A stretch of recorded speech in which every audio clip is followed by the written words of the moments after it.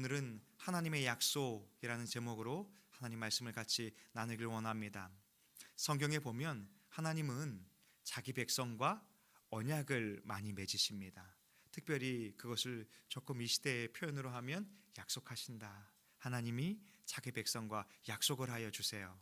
근데 우리와 약속하신 하나님은 전능하신 하나님이고 신실한 하나님이신 줄로 믿습니다. 우리와 맺으신 약속을 하나도 흐트러뜨리지 않으시고 반드시 이루시는 분이십니다.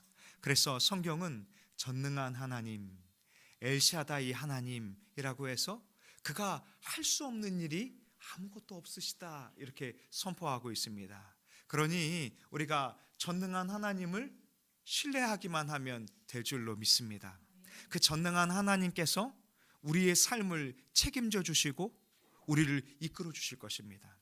성경에 보면 아브라함이 우리는 믿음의 조상이다, 믿음의 조상이다 하여 믿음이 대단한 것처럼 보이지만 사실 아브라함은 우상을 만드는 집안에서 태어나서 우상을 만드는 일을 겸하여 했잖아요. 그러다 노년에 하나님의 부르심을 받아서 이렇게 믿음의 사람으로 살아갈 수 있는 길이 열렸던 것입니다. 그가 하나님의 말씀을 따라서 하나님이 가라고 하시는 가나안을 향해 갔지만 그의 믿음은 시작에 불과했어요. 마치 우리들의 모습처럼요. 하나님은 아브라함에게 완전하라 라고 말했지만 사실 아브라함의 인생은 불완전함의 연속이었습니다. 하나님이 가라고 한 가나안 땅에서 기근이 생기고 흉년이 드니 하나님께 구하지 않고 전능한 하나님을 신뢰하지 못하고 자신의 눈에 보기에 좋은 애굽으로 떠났습니다. 그곳에서 인간적인 방법으로 위기를 극복하고 싶었지만 그곳에서 아내를 빼앗기는 비참함, 어려움을 겪었던 것입니다. 아브라함의 아내 사레를 빼앗긴 것은 단순히 아내를 빼앗긴 것이 아닙니다. 하나님은 이 사레를 통해서 약속의 씨가 태어나게 하여 주시겠다고 하셨어요.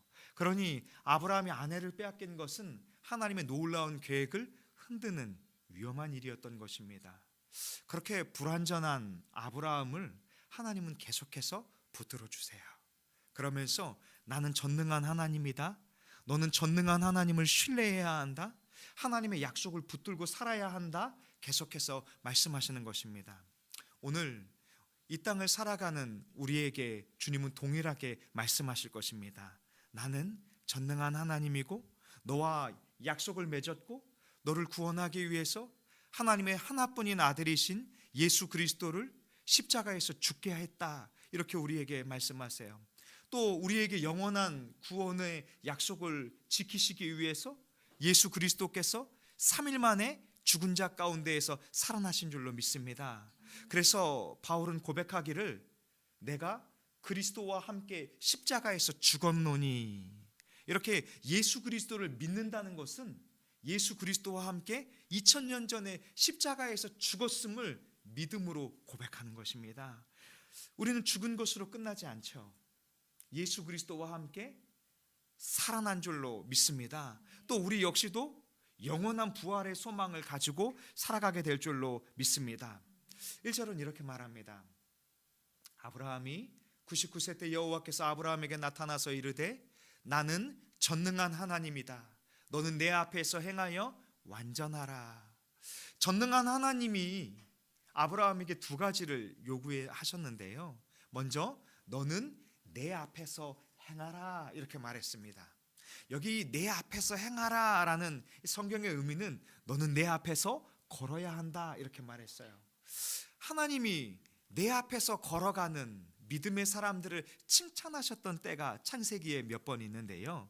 우리가 익히 아는 것처럼 창세기 5장 24절에 보면 에녹이 하나님과 동행하더니 이렇게 말했습니다. 이 동행한다라는 표현이 에녹이 하나님 앞에서 걸었다라는 이 성경의 단어와 동일한 단어입니다. 한글 성경이 이렇게 조금 다르게 글씨를 번역한 것입니다. 그런데 원문은 같은 의미를 가지고 있어요. 에녹이 하나님 앞에서 걸었다. 에녹이 하나님 앞에서 신실하게 믿음의 삶을 살았음을 우리에게 말하고 있어요. 히브리서 기자는 그런 하나님 앞에서 살아가는, 하나님 앞에서 걸어가는 믿음의 삶을 이렇게 칭찬했습니다. 믿음으로 에녹은 죽음을 보지 않고 옮겨졌으니 하나님이 그를 옮기심으로 다시 보이지 아니하였느니라. 그가 옮겨지기 전에 하나님을 기쁘게 하는 자라 하는 증거를 받았느니라. 믿음의 식구들이요, 하나님 앞에 하나님을 기쁘시게 하는 삶을 살아노라는 증거를 가지고 하나님을 맞이할 수 있기를 원합니다. 그러기 위해서는 하나님 앞에서 살아가셔야 해요. 이 땅에 살아가지만 세상의 원리와 세상의 방법과 사람 앞에서 살아가는 것이 아니라 우리 눈에 보이지 않지만 우리가 믿고 있는, 우리가 경외하고 있는 그 주님 앞에서 믿음의 삶을 살아야 할 줄로 믿습니다. 그래서 믿음의 사람은 사람을 두려워하지 않아요. 믿음의 사람은 환경을 두려워하지 않아요. 왜요? 하나님이, 전능하신 하나님이 우리와 함께 하시기 때문입니다. 또 주님은 이 하나님의 사람 노아에 대해서도 창세기 6장 5절에 이런 환경 속에서 그가 믿음을 가지게 되었다라고 말씀하십니다.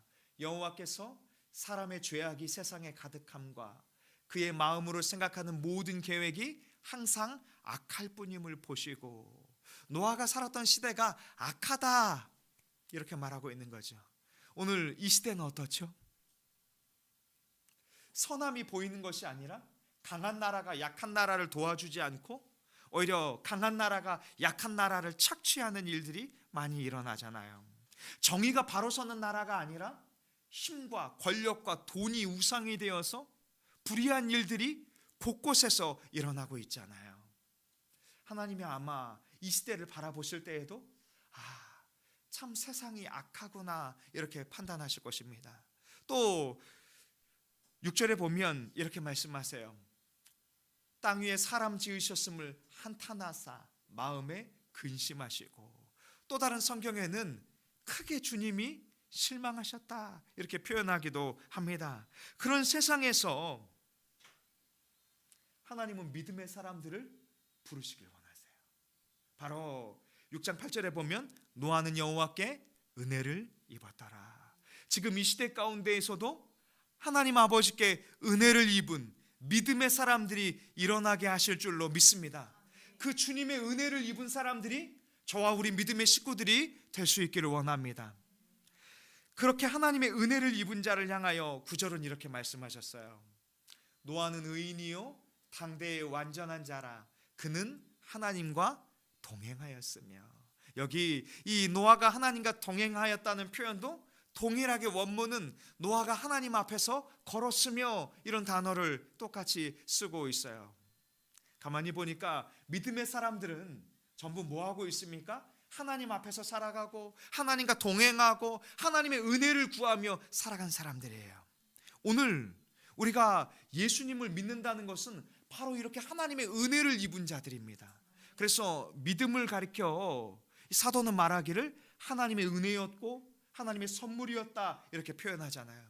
우리가 자격이 있어서 은혜를 입은 것이 아니라, 우리가 자격이 있어서 예수 그리스도를 믿게 된 것이 아니라 하나님의 전적인 사랑 때문에 하나님이 우리를 아무런 자격 없고 아무런 조건이 없고 선함이 없는 악할 뿐임을 아심에도 불구하고 우리를 사랑하셔서 은혜 베풀어 주시기를 원하신 거예요. 그래서 자신의 하나뿐인 외아들 예수 그리스도를 이 낮고 낮은 이 땅에 보내주셨고 저주의 십자가를 지게 하여 주셨고 예수 그리스도의 생명까지 우리를 위해서 다 내어주신 줄로 믿습니다. 바로 그런 은혜를 입은 자들이 하나님 앞에서 살아가는 자들입니다. 그리고 주님은 아브라함에게 이렇게 1절에 다시 한번 말씀하십니다. 너는 내 앞에서 행하여 완전하라. 사실 하나님 앞에서 완전한 사람이 누가 있을까요? 이 말씀을 받고 있는 아브라함 역시도 굉장히 불안하죠. 지금 우리는 1절을 보고 있지만 이 17장에서 이 18장에서 불신앙적인 모습들이 아브라함에게 계속해서 나타나거든요. 그런데 하나님은 그에게 완전해라 이렇게 말하세요. 만일 아브라함이 그 완전함을 이루지 못하면 하나님의 언약은 어떻게 될까요? 계약을 맺은 당사자 가운데 누구 하나가 계약을 이행하지 못하면 그 계약은 파기되고 마는 거예요. 그래서 우리에게 은혜가 필요한 줄로 믿습니다. 그리고 하나님은 17장에서 말씀하실 때 이렇게 표현하세요. 내 언약으로 내가 행할 것이다. 아브라함이 불완전하여 할 수 없음을 주님이 아시고 그에게 믿음을 주시고 하나님의 의를 주셔서 그가 하나님의 사람으로 살아갈 수 있도록, 하나님과 언약을 맺은 하나님의 백성으로서 살아갈 수 있도록 이끌어 주시는 거예요. 오늘 우리도 마찬가지입니다. 아브라함이나 우리나 모두 불완전한 사람이에요. 우리는 예수 그리스도를 믿는다고 고백하지만 여전히 날마다 죄 가운데 살아가고 넘어질 수밖에 없고 실수할 수밖에 없는 연약한 존재들입니다. 그런데 주님은 우리를 향해서 뭐라고 말씀하실까요? 너는 완전해. 너는 완벽해. 이렇게 우리를 향해서 말씀하실 것입니다. 왜 그럴까요? 우리가 예수 그리스도를 믿기 때문에 하나님 아버지께서 우리를 보실 때 우리에게 있는 예수 그리스도의 의를 바라보시기 때문입니다. 우리가 연약하여 할 수 없는 것을, 우리가 하나님과 원수되어서 할 수 없는 것을, 우리가 죄악 가운데 있어서 할 수 없는 것을 예수 그리스도로 말미암아서 우리를 의롭게 하여 주시고 믿음으로 말미암아서 우리를 완전한 자로 칭하여 주시는 거예요. 바로 아브라함에게도 주님이 이 완전함을 말씀하고 있는 것입니다. 그리고 주님은 이 언약이 바로 나의 언약이다 이렇게 말씀하고 있는 거예요. 2절입니다. 내가 내 언약을 나와 너 사이에 두어 너를 크게 번성하게 하리라 하시니, 이 언약은요 이루어질 수 없는 거예요. 왜요? 아브라함은 날마다 그 언약을 파기하거든요. 그런데 하나님은 말씀하시기를 내가 할 것이고 내 언약이고 강권적으로 나와 너 사이에 이 언약을 두어서 너를 크게 번성하게 할 것이다 이렇게 약속해 주셨어요. 창세기 15장에서는 하나님이 아브라함에게 약속의 땅을 주시겠다 15장 18절에 약속을 해 주셨거든요. 내가 이 땅을 애국강에서부터 큰 강 유브라데까지 너의 자손에게 이 땅을 주시겠다 약속해 주셨어요. 이제 이 17장에서는 주님이 너에게 많은 자손을 주시겠다 이렇게 말하고 있는 것입니다. 2절은요 한글 성경이 번역하지 않은 부분들이 있는데요, 앞부분 2절을 한번 다시 보여주시겠어요? 내가 너와 내 언약을 나와 너 사이에 두어 너를 크게 번성하게 하리라 이렇게 기록되어 있잖아요. 원문은 이런 의미로 담겨져 있습니다. 이 심이라는 단어를 2번 사용했는데요, 한글 성경은 그것을 그냥 크게 이렇게 단순하게 표현한 겁니다. 원문을 직역하면 이런 거예요. 심히, 그리고 심히 너를 번성하게 하겠다. 어떤 하나님이요? 전능한 하나님이. 오늘 믿음의 사람들인 우리를 향해서 주님은 무엇을 약속하셨을까요? 내가 저 천성에 가는 그날까지 너의 삶을 이끌어 주겠다.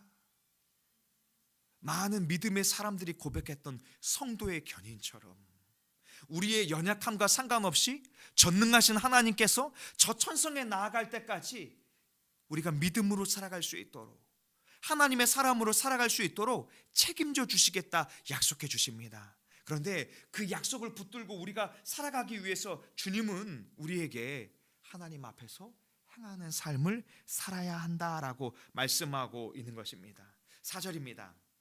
보라, 내게 언약이 너와 함께 있으니 너는 여러 민족의 아버지가 될지라. 지금 아브라함에게는 약속의 씨 이삭이 없잖아요. 그럼에도 불구하고 하나님은 아브라함에게 뭐라고 말씀하십니까? 내가 여러 민족의 아버지가 되게 해주겠다. 또 5절은 이렇게 이름을 바꿔주십니다. 내 이름을 아브라함이라 하지 아니하고 아브라함이라 하리니 이는 내가 너를 여러 민족의 아버지가 되게 하려 함이니라. 눈에 보여요, 안 보여요? 안 보이죠. 그래서 믿음으로 이 약속의 말씀을 받아야 하는 것입니다. 그리고 이 언약을 향해서 7절에 주님은 말씀하시기를 내가 내 언약을 나와 너 및 내 대대 후손 사이에 세워서 영원한 언약을 삼겠다 이렇게 말합니다. 이 언약은 이례적인 것이 아니라 아브라함의 하나님, 이삭의 하나님, 이스라엘의 하나님, 주님이 언약을 맺으셔서 이 언약이 영원히 유효하게 하겠다 이렇게 말씀하고 있는 것입니다. 하나님이 우리에게 약속을 하시면 그 약속은 어떤 일들에 의해서 취소되는 것이 아니라 신실하신 하나님, 미쁘신 하나님은 반드시 그 언약을 성취해 주실 줄로 믿습니다.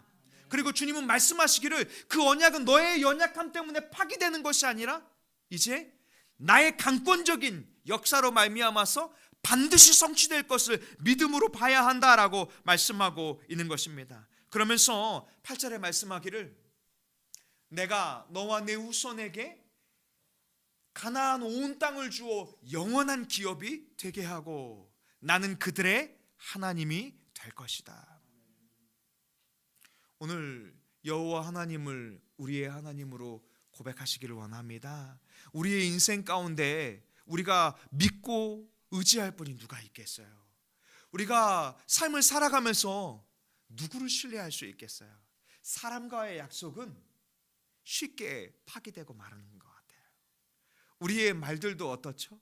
어떤 것은 우리가 지킬 수 있지만 어떤 말들은 지키기가 어렵잖아요.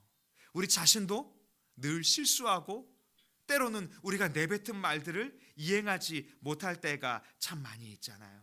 그런데 너무나 감사한 것은 하나님은 우리를 향해서 말씀하시기를 영원한 기업, 영원한 언약을 이루게 하여 주시겠다라고 약속하고 계신 것입니다. 그리고 9절에 말씀하기를 하나님이 아브라함에게 이르되 너는 그러니 이제 나와 맺은 내 언약을 지키라. 너와 내 자손들도 대대로 하나님의 언약을 지키라 이렇게 말했어요. 우리가 완전한 의를 우리 스스로 할 수는 없지만 믿음으로 하나님 앞에 의로운 자가 되었다면 이제 우리의 삶의 방향이 여호와를 향해야 할 줄로 믿습니다. 그리고 우리가 원하는 삶을 살아가는 것이 아니라 하나님의 말씀, 하나님의 언약을 위해 말씀을 붙들고 믿음의 삶을 살아갈 수 있기를 원합니다. 어떤 사람 때문에 실족하고 어떤 상황 때문에 상처받고 이런 것으로 우리의 길을 잃어버리지 않았으면 좋겠어요. 상황이, 사람이 우리의 믿음을 흔드는 것이 아니라 오히려 우리가 믿음으로 그 길을 걸어낼 수 있기를 원합니다. 믿음으로 그 약속의 말씀을 붙들고 살아갈 수 있기를 원합니다. 15절은 이렇게 말합니다. 하나님이 또 아브라함에게 이르시되 내 아내 사레는 이름을 사레라 하지 말고 사라라 하라. 아브라함의 아내 사레의 이름을 사라로 바꿔주신 이유가 무엇일까요? 16절에 보면 내가 그에게 복을 주어 그가 내게 아들을 낳아주게 하며 내가 그에게 복을 주어 그를 여러 민족의 어머니가 되게 하리라. 여러 민족의 왕이 그에게서 일어날 것이다 약속하고 있습니다. 여러분 이때 우리가 고백해야 할 말이 뭘까요? 아멘이죠. 네 그렇습니다. 주님이 우리에게 약속하시니 약속의 말씀을 신뢰합니다. 주님 역사하여 주시옵소서 이렇게 고백해야 하잖아요.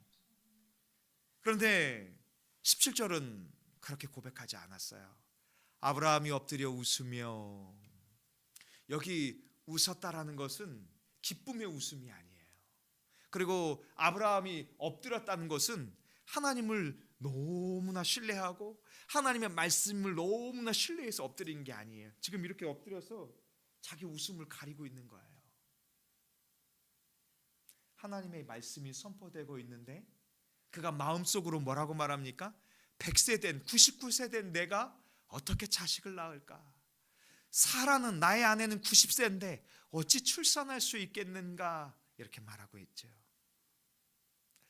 그러나 하나님의 말씀은 무에서 유를 창조하신 줄로 믿습니다. 하나님은 불가능한 것을 전능하신 하나님께서 성취하시는 줄로 믿습니다. 그래서 여러 성경에서는 이삭을 향해서 가리키기를 아브라함의 씨라고 말하지 않고 약속의 씨였다. 하나님이 약속의 씨를 죽은 자와 같은 아브라함과 사라를 통해서 출산하게 하여 주셨다. 이렇게 말씀하고 있는 것입니다. 아브라함 스스로 마음속에 되뇌었던 그 말은 어쩌면 실제적인지도 몰라요. 맞아요. 100세 된 남자가 또 90세 된 여인이 어찌 자녀를 출산할 수 있겠어요? 그것은 눈에 보이는 현실을 봤을 때에는 분명한 사실입니다. 그러나 아브라함은 1절에 하나님의 말씀을 떠올렸어야 해요. 오늘 이 약속을 하신 하나님이 자신을 무엇이라 표현했습니까? 전능하신 하나님.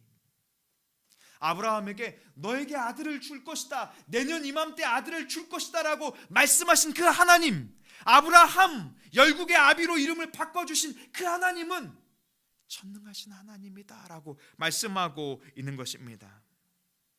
그리고 19절에 이렇게 말해요. 하나님이 이르시되 내 아내 사라가 내게 아들을 낳으리니 너는 그 이름을 이삭이라 하라.